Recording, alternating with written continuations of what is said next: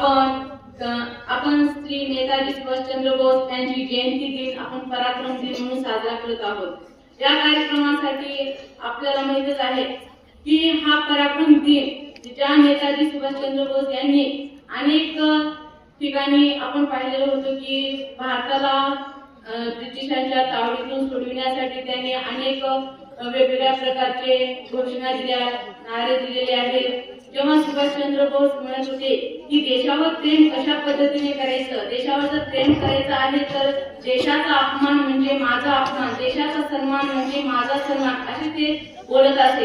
जेव्हा ते लहान होते तेव्हा त्यांच्या विचारावर स्वामी विवेकानंद यांच्या विचारांचा प्रभाव होते।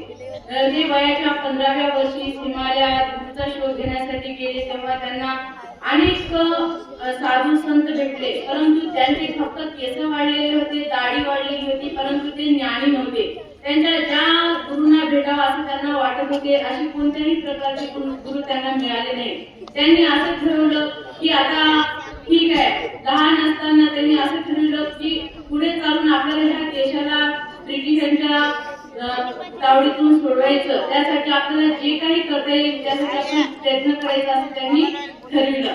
जेव्हा ते लहान होते पहा, जेव्हा ते कॉलेजमध्ये शिकत होते तेव्हा त्या ठिकाणी शिकणारे जी मुलं होते ती ब्रिटिशांची सुद्धा काही मुलं होते आणि भारतातील सुद्धा मुले होती। जे ब्रिटिशांची मुलं होती ती आनंदाने मनसोक्तपणे इकडे तिकडे बागडायची, अभ्यास करायची, परंतु भारतातील जी मुलं होते जे पावसाळ्यामध्ये ज्या पद्धतीने एखादी मांजर आपली अंग जोडून बसलेली असते त्या पद्धतीने आपल्या भारतातील मुलं घाबरून बसायचे।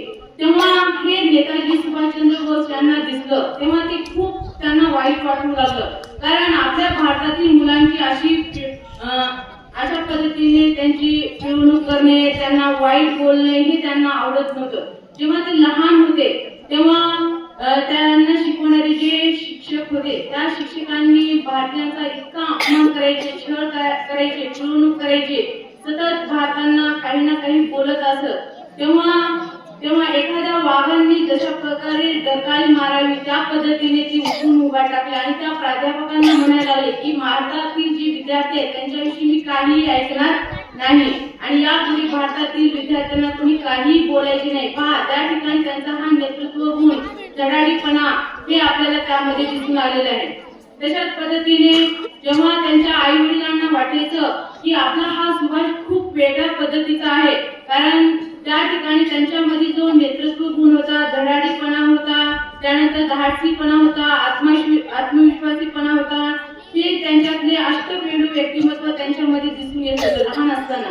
तेव्हा त्यांनी असं ठरवलं की आता आपण काहीतरी केलं पाहिजे। मग त्यांनी मनात इच्छा नसताना सुद्धा ICS ची परीक्षा ते देण्यासाठी इंग्लंडला गेले आणि त्या ठिकाणी केम्ब्रिज विद्यापीठामध्ये जेव्हा त्यांनी ICS ची परीक्षा देण्यासाठी ऍडमिशन घेतलं तेव्हा त्यांच्याकडे कालावधी फक्त खूप कमी होता आणि 9 विषय आणि 8 महिन्याचा कालावधी होता आणि इतके हुशार व्यक्तिमत्वाने असणारे जे सुभाषचंद्र बोस होते त्यांनी असं ठरवलं की थोड्याही कालावधीमध्ये आपण हे अभ्यास पूर्ण करू शकतो, कारण त्या इंग्रजांचा असा समज होता की भारतातील जे लोक असतात ते बुद्धिहीन असतात, त्यांना काही जमणार नाही, हा काय ICS अधिकारी होईल असं त्यांना वाटत होतं। परंतु त्या सुभाषचंद्र बोस यांनी ही परीक्षा पास केली, कमी कालावधीमध्ये छान पद्धतीने अभ्यास केला आणि त्यांनी ठरवलं की जरी मी ICS अधिकारी झालो तरी सुद्धा या ब्रिटिशांची नोकरी मी करणार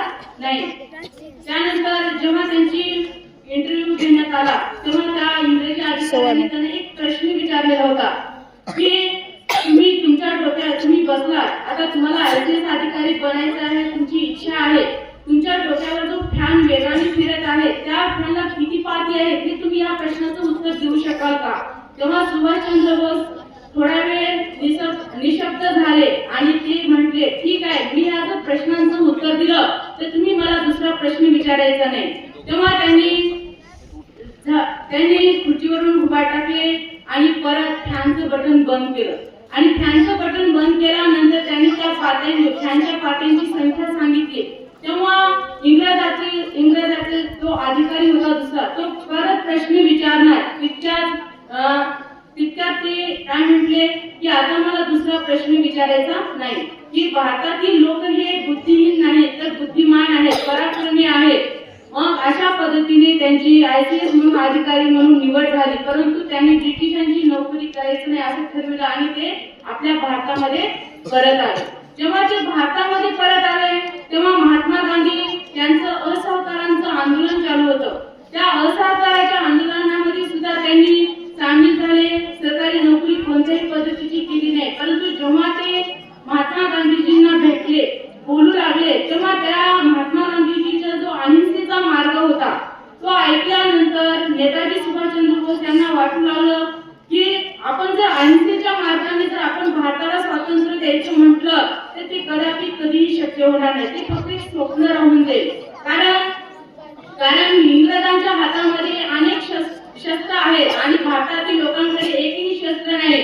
आणि तुम्ही जर अहिंसेच्या मार्गाने जर आपल्या भारताला जर स्वातंत्र्य करायचं म्हटलं तर ते कदापि शक्य होणार नाही, कारण ते स्वप्नात राहून जाईल. महात्मा गांधी फक्त अहिंसेच्या भाकट कथा सांगतात, ते योग्य नाही. त्यांच्याशी त्यांचा मतभेद झाला आणि त्यांनी वेगळा मार्ग पत्करला. त्यानंतर महात्मा गांधीजी म्हटले, ठीक आहे, तुमचे मत आणि माझे मत जर जुळत नसेल तर तुम्हाला एका अशा क्रांतिकारकांची तुम्हाला ओळख करून देतो की जे तुम्हाला योग्य मार्ग दाखवतील, तुमच्याशी मैत्री करतील. आणि ते म्हणजे कोण होते? बंगालचे क्रांतिकारी चित्तरंजन दास. आणि ते एक क्रांतिकारी होते, विद्वान पुरुष होते, शौर्यवान होते आणि त्यांनी सुद्धा असे भारताला स्वातंत्र्य करण्यासाठी त्यांनी मदत केलेली आहे. आणि त्यांच्याशी नेताजी सुभाषचंद्र बोसने हात मिळवणी केली आणि त्यांच्याशी मैत्री केली आणि त्यांच्या बरोबर राहून ते कार्य करू लागले. असे काही दिवस घडले.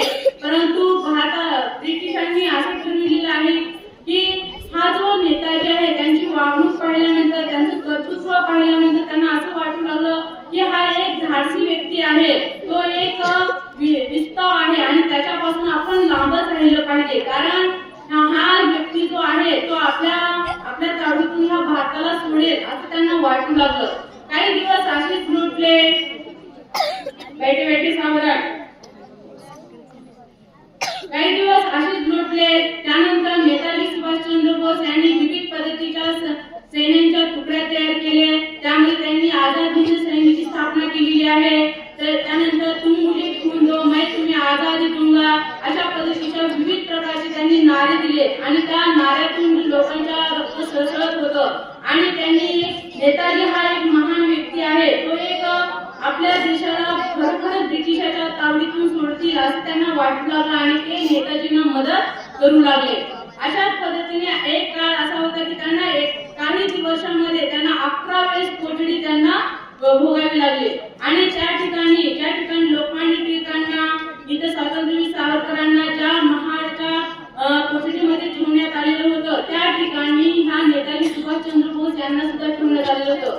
कारण त्या ठिकाणची जर ती कोठडी होती अशी होती की जीवन मरणासारखं आहे, अशा यातना त्या ठिकाणी सहन कराव्या लागत असे. अशाच पद्धतीने त्यांनी भारतासाठी खूप कार्य केलेलं आहे. परत इंडियन फोर्सची परत आझाद हिंद सैन्याची स्थापना केलेली आहे. जेव्हा ते सैन्यामध्ये अनेक लोकांना त्यांनी एकत्रित केलं, त्यांच्याबरोबर ते मी खूप श्रीमंत घराण्याचा आहे असं न दाखवता त्यांच्यासोबत त्यांना अन्न जरी न मिळत होते तरी सुद्धा ते गवतावर सुद्धा त्यांच्यासोबत राहिलेले आहे. गवत खाऊन त्यांनी काही दिवस काढलेले आहे. ज्या ठिकाणी तंबूतून पाऊस गळायचं अशा ठिकाणी सुद्धा त्या पावसामध्ये सुद्धा त्यांनी काही दिवस काढलेले आहेत. पहा, नेताजी सुभाषचंद्र बोस जेव्हा लहान होते तेव्हा ते जमिनीवर अंतरण टाकून झोपायचे. तेव्हा त्यांची आई म्हणायची, बाळा तू गादीवर झोप, तू आईशारामध्ये जीवन जग. परंतु नेताजी सुभाषचंद्र बोस काय म्हणायचे की जे महान पुरुष होऊन गेलेले आहेत त्या महान पुरुषांना काय समजणार की ह्या जमिनीवर झोपल्यानंतर काय आनंद मिळतो. अशा पद्धतीने ते बोलू लागले. कारण जे महान पुरुष होते त्यांनी अनेक यातना सहन केलेल्या आहेत, खूप कष्ट सहन केलेले आहेत आणि या सहन केल्याशिवाय आपण कोणताही महान पुरुष आतापर्यंत घडलेला नाही असं त्यांच्या बोलण्यातून दिसून येत होतं. म्हणजे लहानपणापासून त्यांच्या विचारावर क्रांतिकारकांचा विचार व्यक्त होता, प्रभाव होता. इतर अनेक जे महान पुरुष होऊन गेले त्यांच्या विचारांचा प्रभाव होता. तशाच पद्धतीने स्वामी विवेकानंद यांच्या तर विचारांचा खूप मोठ्या प्रमाणामध्ये प्रभाव होता. अशाच पद्धतीने अनेक घटनेमध्ये त्यांनी म्हणजे स्वतः पुढाकार घेतलेला आहे. जरी भारतामध्ये जरी महात्मा गांधीजीशी जरी मतभेद झालेले असले तरी सुद्धा ते जर्मनीमध्ये हिटलरशी बोलले.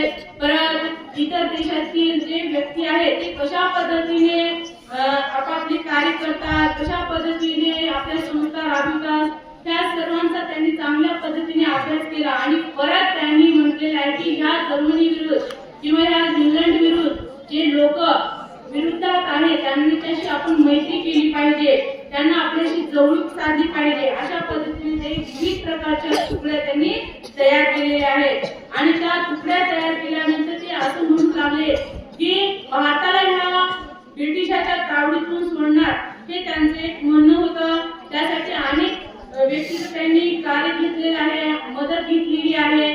आणि पुढे चालून अशाच पद्धतीने ती विविध ठिकाणी एका देशातून दुसऱ्या देशात परत ते काय आपले म्हणजे स्थानांतर करू लागलेले आहेत.